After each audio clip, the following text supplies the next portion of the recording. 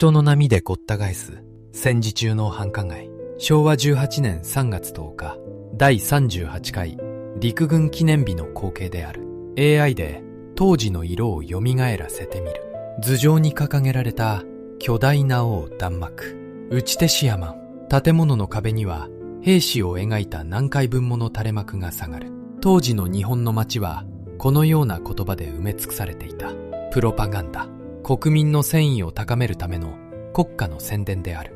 ポスター、看板、映画、歌、あらゆる場所で国家は言葉とデザインで国民に語りかけ続けた。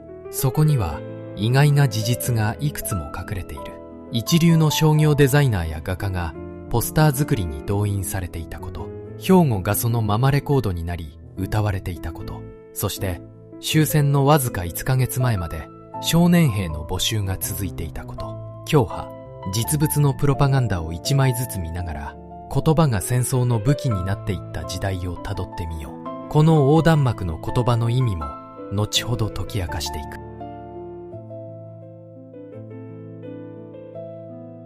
白黒写真のカラー化にあたり協力いただいた東京の画像加工業者リタッチインクさんの復元方法では、従来手法のように白黒の上に色を塗るのではなく、 AI が写真そのものを補正し、当時カラーカメラで撮ったらこう写っていたかもしれない姿に近づける。これはおそらく従来の方法よりもずっと肉眼で見た光景に近い復元方法だ。興味のある方はリタッチインク、レタッチ会社と Google で検索してみてほしい。手持ちの中で最も古い1枚のポスター。昭和13年、品事変1周年に陸軍省が作ったものである。書かれた言葉は、棘よ聖戦、輝く東和、聖戦、戦争を聖なるものと呼ぶ言葉がここにはっきりと刻まれている。前年の昭和12年、日中戦争が始まった。当時の日本はこれを戦争ではなく事変と呼んだ。だがその事変は終わらず、泥沼の長期戦になっていく。長い戦争を支えるには国民の心を一つにまとめる必要がある。そこで昭和12年、国民精神総動員運動が始まった。戦争を聖戦と呼べば戦争の意義を疑うことは難しくなる。言葉の選び方そのものが統治の道具だった。このポスターはその時代の空気を今に伝える一枚だ。役所の告知文ではない。力強い文字と絵で人の心を動かす広告の技術で作られている。国家が広告の手法で国民に語りかける時代がここから始まった。赤い画面に航空機を配した一枚のポスター。大きく書かれているのは、ふるいを越せ、日本精神。下には陸軍記念日3月10日とある。3月10日は日露戦争の奉天会戦に勝利した日。海軍にも5月27日、日本海海戦の海軍記念日があった。どちらも明治38年、日露戦争の勝利の記憶である。30年以上前の立ち戦が、毎年の祝祭として繰り返し呼び出された。こうした記念日こそ、プロパガンダの晴れ舞台だった。冒頭で見た群衆の写真も、まさにこの陸軍記念日の光景である。記念日のたびに、街はポスターと旗と行事で埋まった。そしてもう一つ注目してほしいことがある。このポスターの発行元には民間企業の名前が印字されている。デザインも赤字に気鋭を利かせたモダンな仕上がりである。プロパガンダはやぼったい説教ではなかった。当時の最先端の感覚で格好よく作られていたのである。だからこそ人の心に届いた。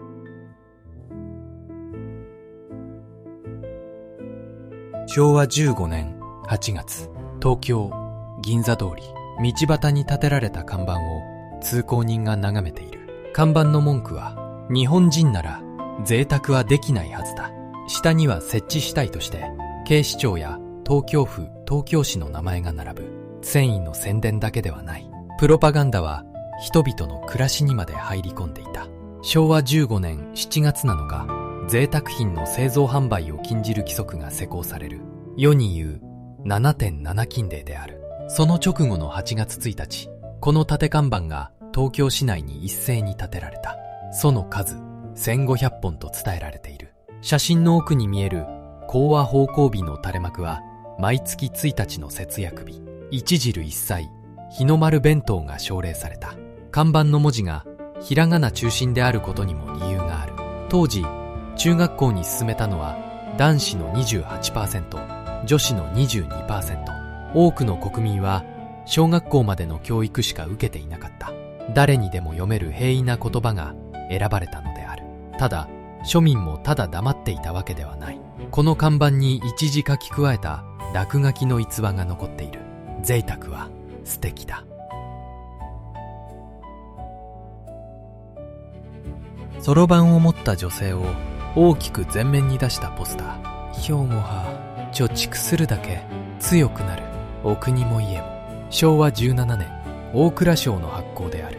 戦争は人だけでなく金も動員した。国民が銀行や郵便局に金を預ける。金融機関はその金で国債を買う。つまり貯蓄は回り回って戦期になる仕組みだった。昭和17年度の国民貯蓄目標は230億円。国から府県へ、市町村へ、そして隣組へと割り当てられた。目標は翌年270億円に引き上げられる。掲げられた合言葉は270億貯蓄送信軍だった。このポスターの図案を描いたのは高橋春人と山名文夫。山名は資生堂の花椿マークを完成させた花形の広告デザイナーである。だが戦争で化粧品の広告の仕事は消えていった。山名はやがて資生堂を離れ、仲間と国策宣伝の研究会に加わる。行き場を失った。商業デザイナーたちは国策宣伝へと動員されていく。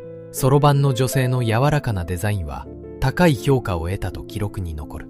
洗練されたこのポスターはデザイナーの戦争の記録でもある。防空服装の女性と日本地図を描いた一枚。標語は新日本民1億の送信軍。実はこれ国の発行物ではない。製薬会社が出した民間の広告ポスターである。ところが不思議なことに肝心の薬の説明がどこにもない。あるのは勇ましい標語と防空姿の女性だけ。物資統制の時代、売るための宣伝は意義を失いつつあった。代わりに広告は国策への忠誠を示す場になっていく。企業の広告までが国策のポスターと見分けがつかなくなっていた。国の言葉に合わせることが企業の姿勢の証明になる。広告と国策の境目が解けた時代をこの一枚は物語っている。そして標語にある1億という言葉、これも当時の流行語だった。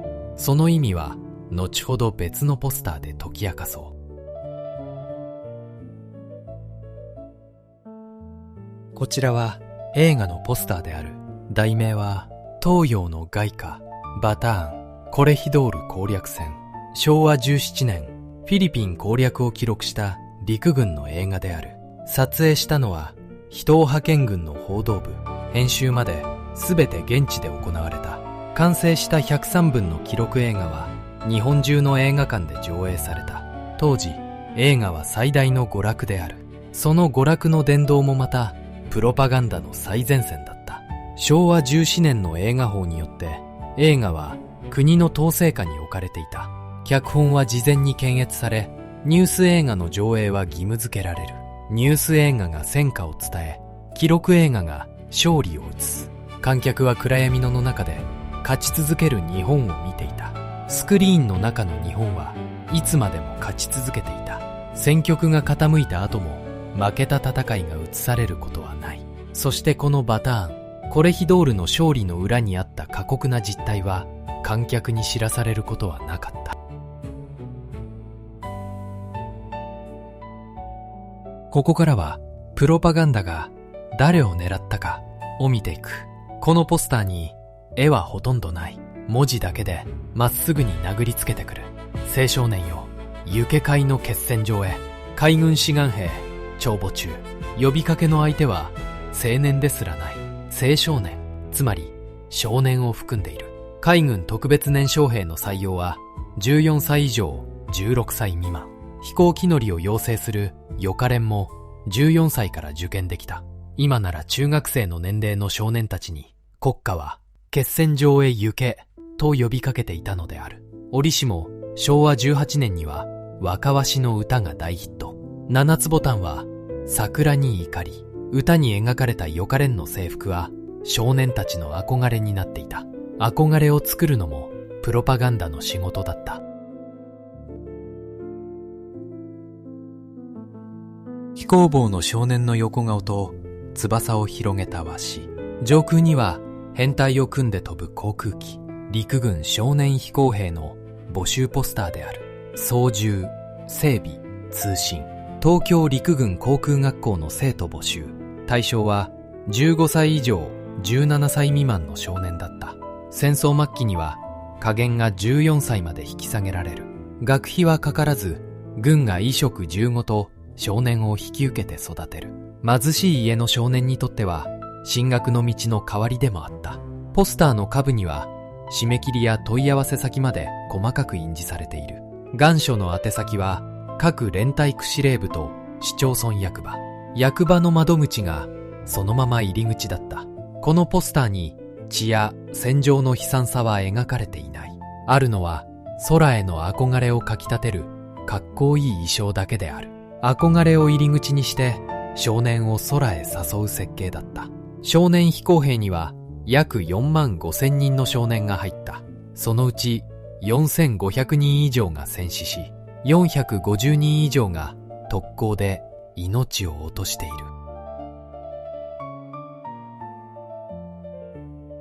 陸軍少年兵、募集、飛行兵、戦車兵、通信兵、砲兵、兵技兵。願書受付は10月1日から12月31日まで。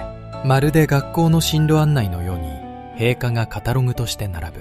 好きな道を選べる夢のある進学先。そんな見せ方である。戦車に乗るか、空を飛ぶか、無線を撃つか。少年の目には濃く踊る選択肢に見えたことだろう。こうした少年兵ポスターを報じた韓国の新聞はその特徴をこう指摘している。戦闘場面を描いたものがほとんどない。血も砲弾も死も募集の画面には存在しない。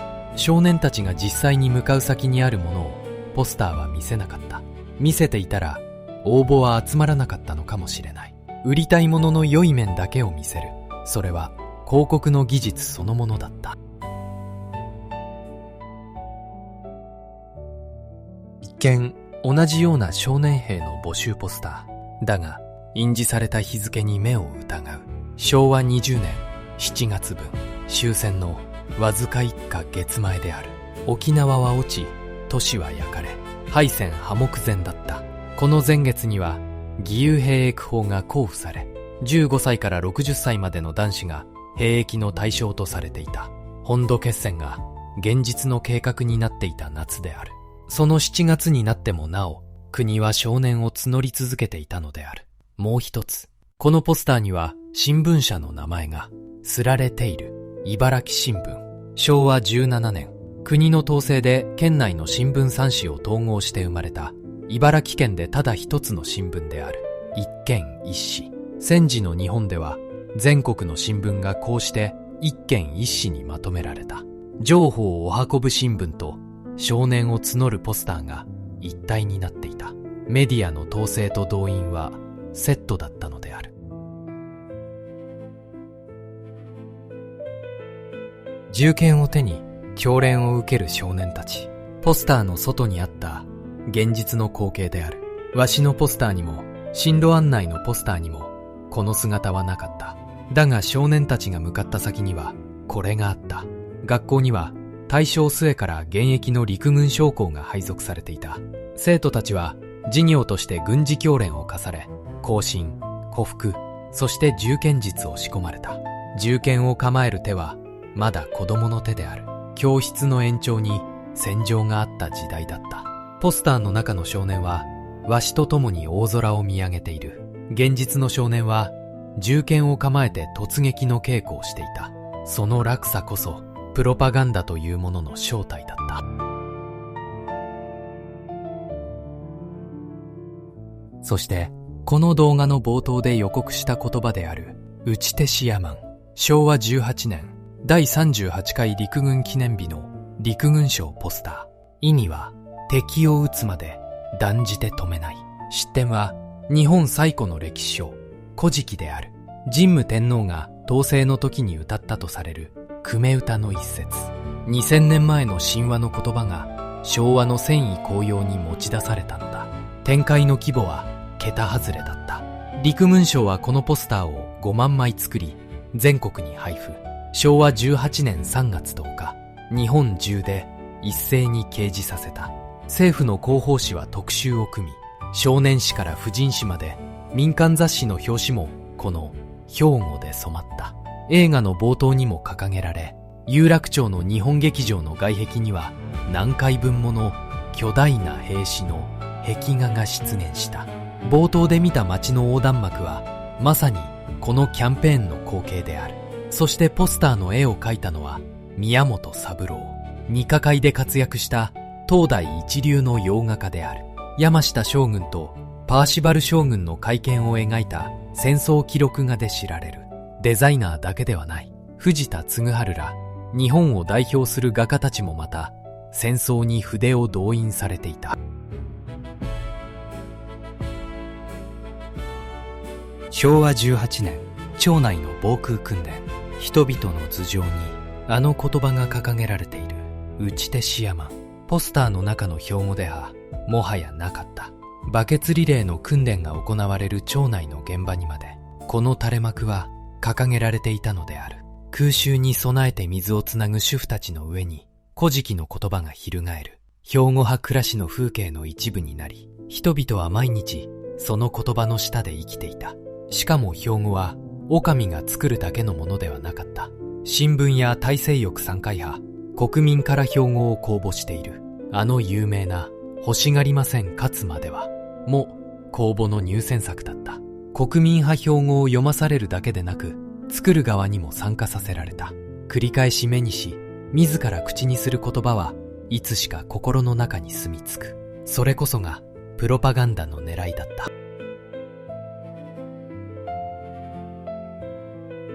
プロパガンダの言葉は日本本土だけのものではなかった。このポスターの発行元は国民総力、朝鮮連盟。昭和15年、朝鮮総督府の首都に作られた官制組織である。本土で言えば大西翼3階にあたる。書かれた兵庫派、立派な兵隊を出すために国語生活を実行しよう。ここで言う国語とは日本語のことである。当時の朝鮮半島では日本語の常用を促す運動が進められていた。連盟の末端には愛国藩という隣組にあたる組織が張り巡らされ、暮らしの隅々にまでこうした標語が届けられた。昭和13年に朝鮮での志願兵制度が始まり、昭和19年には徴兵制が適用される。兵隊を出すことと日本語を話すこと、この二つを一体で求めるポスターが半島の街にも貼られていた。このポスターは現在韓国の大韓民国歴史博物館に所蔵されている。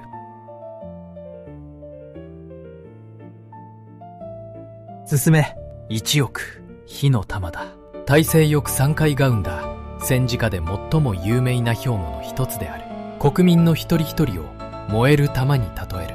つまり、国民全員が戦争の燃料だという言葉である。昭和16年12月8日、真珠湾攻撃の開戦当日。この言葉は早くもラジオのニュースで流されていた。ちなみに、1億とは本土の人口約7000万人に統治下の台湾、朝鮮の人口を合わせた数字である。翌年にキングレコードとポリドールの2社から軍歌として発売された。作詞は個人で花く大西翼3階。官製組織が作詞者として名を連ねる標語がそのまま歌になった時代である。歌い出しは、行くぞ、行かぞ、グワンとやるぞ。だが、誰もが浸水していたわけではない。作家の永井家風は日記にある落書きを書き留めている。進め1億、火の玉だの張り紙の横、公衆便所の壁に誰かがこう書いていたという。昔英米我らのし、困る億長火の車。庶民の本音は便所の落書きにだけ残されたのである。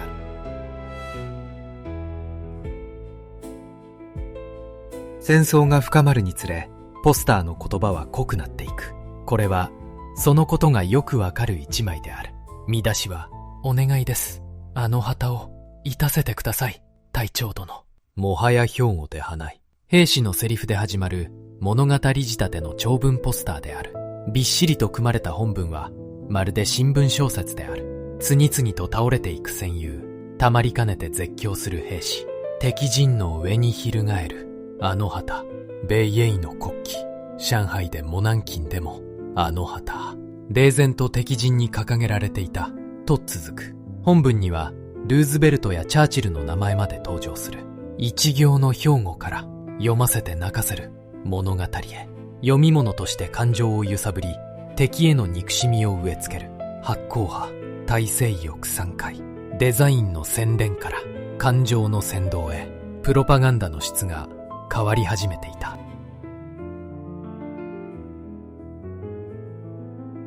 この敵は、俺たちが撃つ。叫びのような見出しの下に、本物の新聞紙面が貼り込まれている。切り抜きの見出しには、こうある。アッツ島、ついに玉砕す。昭和18年5月、北の孤島、アッツ島で、日本軍守備隊が全滅した。大本営はこれを、玉砕と発表する。玉のように砕け散る。全滅を美化する言葉の誕生だった。このポスターは、その秘宝の新聞をそのまま素材にしている。2000人余りの戦死という現実を仇討ちの物語に転化する。悲しみを憎しみと戦意の燃料に変える手法である。米士も恐れる大和魂という自画自賛の見出しも踊る。負けの知らせさえ動員の材料にされた。そしてこの玉砕という言葉はやがて一人歩きを始める。島々の全滅が繰り返されるたびに使われ、最後には1億玉砕という言葉さえ生まれていく。言葉はここまで来ていた。最後の一枚は昭和19年、国民総決起。国民よ、総立ちになれ。マーシャル諸島は失われ、戦局の悪化は隠しようがなくなっていた。昭和19年5月から6月、大西翼3回派国民総決起運動を展開する。そのためのポスターがこれである。図案はあの貯蓄ポスターと同じ高橋遥人。そろばんを持った女性の穏やかなデザインから2年。同じデザイナーの画面は叫びの意匠に変わっていた。呼びかけはもはや命令になっていた。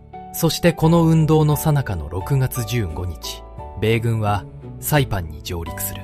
絶対国防圏は破られ、本土空襲が現実になっていく。ポスターの言葉がどれほど勇ましくても戦局は戻らなかった。そしてこの1年後、昭和20年8月15日の玉雲放送とともに街を埋め尽くしたこれらの言葉は一夜にして全て剥がされていく。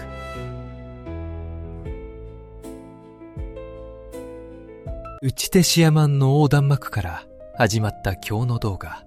その言葉たちは敗戦の日を境に街から一斉に消えた。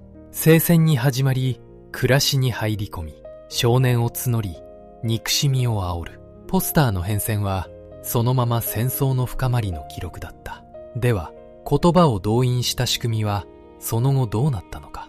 大西翼3会は終戦を待たずに昭和20年6月に解散した。宣伝を仕切った国の情報局もその年の暮れに廃止される。映画を縛った映画法も同じ年のうちに姿を消した。そして大本営発表という言葉だけが当てにならない発表の代名詞として今も日本語に残っている。一方で消えずに続いたものもある。一県一市に統合された新聞はそのまま各県の県紙として残った。あの茨城新聞も今も茨城県の新聞として発行され続けている。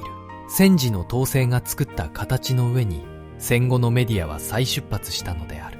最も占領下では今度は占領軍による検閲の時期もあった。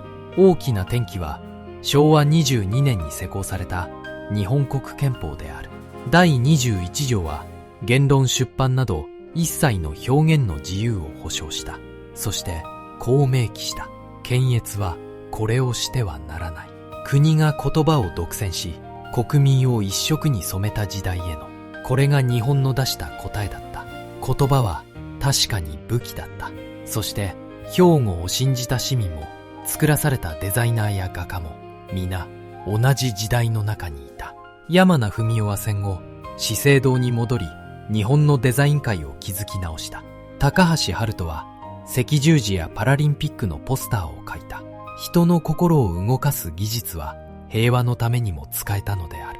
言葉で人の心が動かされる時代は決して終わっていない。だが今の私たちは一枚のポスターの前で立ち止まり考えることができる。疑うことも笑うことも批判することも罰せられない。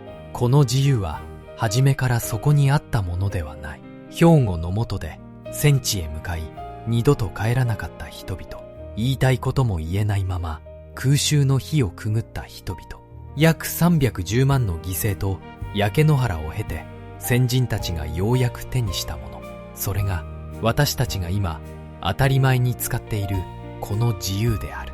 この自由を大切に使い次の世代へ手渡していくこと、それがあの時代を生きた人々への何よりの答えである。私たちはそのことを忘れてはいけない。ここまでご覧いただきありがとうございました。この動画が心に残ったら高評価とチャンネル登録で応援よろしくお願いします。